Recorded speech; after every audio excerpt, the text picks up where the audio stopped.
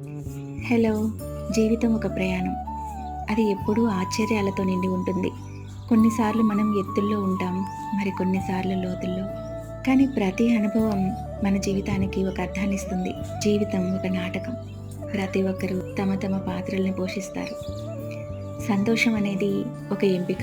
ప్రతిరోజు కొత్తగా ప్రారంభించడం మన చేతుల్లోనే ఉంటుంది. కష్టాలు మనల్ని చాలా బలపరుస్తాయి. అవి లేకుండా మనం ఎదగలేం. మన జీవితంలో వచ్చే ప్రతి కష్టం మనకొక పాఠాన్ని నేర్పిస్తుంది. క్షమించడం ఒక గొప్ప గుణం. అది మన హృదయాలని శుభ్రపరుస్తుంది.